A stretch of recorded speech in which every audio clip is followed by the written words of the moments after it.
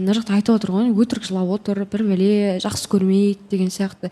Мен жақсы көрем деген жоқпын. Мен ғашықпын деген жоқпын. Просто менің ішімде бір нәрсе пайда болды бұл кісіге қаратай. Мен сол нәрсені ары қаратай бүйтіп жоғары шығарғым келді да, бірақ именно сондай моментте бұл кісі жоқ болып кетті менің өмірімнен. Сол үшін де мен солай айтып жатырмын. Мен андай бүйтіп жаңағы Ақеркен сөзіне қосыламын, ол бәрін жігітке артып қоя беруге болмайды. Жігіттің де проблемасы бар. Оның қайғысымен де бөлісу керек, қуанышымен бөлісу керек. Мен бөліскім келді, бірақ маған ештеңені түсіндіріп айтқан жоқ, ештеңені нақтылап, в общем, целом айтқан жоқ ештеңе деп айта салайыншы. Одан кейін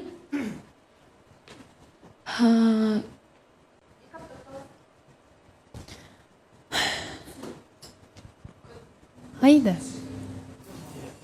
Таныстық.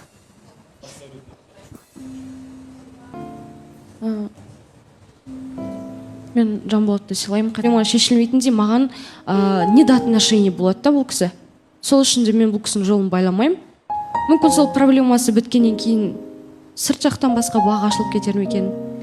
Мүмкін шынымен де менің үмітімді ақтайтын да бір үміткерім жолығам екен. Білмейміз ғой, енді бәрібір Құдайдың қолында.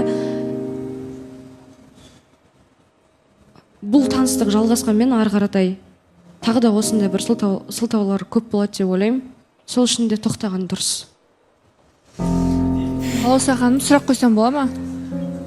Сұрақтың қажеті жоқ сияқты. Жанболат, не дейсіз? Таныстық тоқтайды, значит, болды. Бір емес екі рет өзі ұсынды деп жатыр.